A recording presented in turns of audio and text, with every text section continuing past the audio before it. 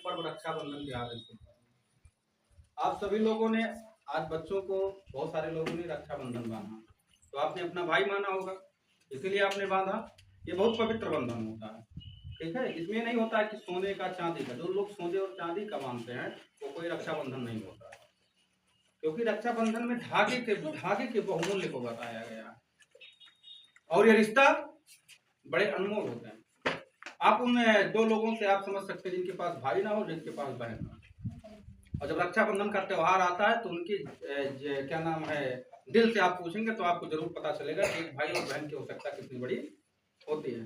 तो जिनको भाई बहन मिले हैं वो तो बड़े भाग्यवान और सौभाग्यवान हैं, ठीक है। और ये देखेंगे, इसका कोई धार्मिक महत्व नहीं है कि इस दिन भगवान को रक्षाबंधन माना गया था या किसी को बांधा गया था, ऐसा कोई तथ्य इसके बारे में नहीं है और ना ही कोई धार्मिक विशेष इसका महत्व है।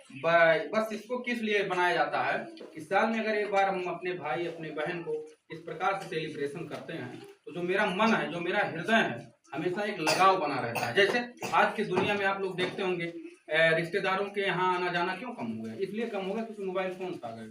लेकिन एक राखी का त्यौहार ऐसा आता है कि बहन प्रयास करती है कि मेरा भाई आ जाए और भाई प्रयास करता है कि मेरी बहन मेरे घर आ जाए, करता है ना।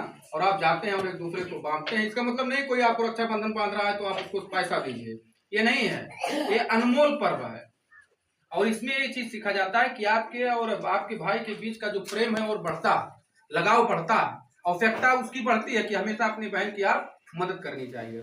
आप लोगों ने राणा सांगा का नाम सुना होगा। उनकी रानी का नाम क्या था? करमवती था। एक बार जब युद्ध छिड़ गया, बहुत बड़ा युद्ध होने लगा वहां पे, तो वहां की जो सेना थी उस पर चढ़ाई कर दी गई करमवती के यहाँ। और तब करमवती, और जबकि वहां से और हुमायूं के यहाँ से बड़ी दुश्मनी थी, लेकिन उसको विश्वास था और उन्होंने राखी भेजा अपने भाई समझ करके हुमायूं के पास। बहुत बड़ी दुश्मनी पहले से थी और जब वहां पर उस चीज को भेजा गया तो हुमायूं ने जब पत्र को पढ़ा तो उसकी आंखों से आंसू आ गए और उसने फौरन अपनी सेना को तैयार करके महारानी करमवती के रक्षा के लिए भेज दिया। एक धागे की कीमत केवल थी, इतनी बड़ी दुश्मनी खत्म हो गई एक धागे से। तो एक धागा बहुत बहुमूल्यवान होता है, ये आपके संबंध को और प्रगाढ़ करता है, आपके संबंध को और बढ़ाने का प्रयास करता है। और जब आपका संबंध बढ़ जाएगा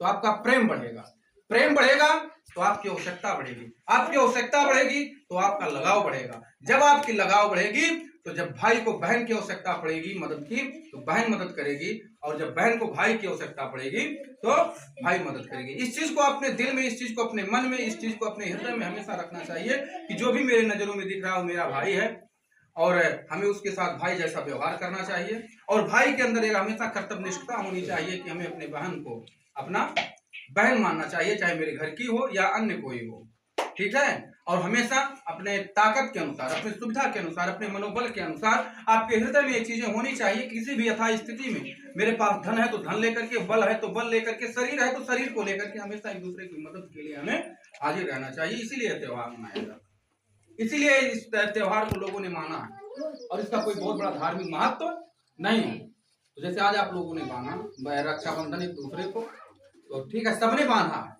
जो लाए थे उसने भी बांधा है, जो नहीं लाए थे उसने भी बांधा है, और सबको पुनः रक्षाबंधन के पावन पर्व की हार्दिक बधाई, शुभकामनाएं। आप सबका संबंध और प्रगाढ़ हो और आप सब लोग नित नए आयाम मापदंड को स्थापित करते हुए निरंतर उत्तरोत्तर वृद्धि की तरफ अग्रसर रहें और एक दूसरे को भाई और एक दूसरे को बहन समझें और इसी रिश्ते को लेकर के आप अपने लक्ष्य की तरफ आगे बढ़े। निश्चय ही आपका लक्ष्य आपके कदमों में होगा।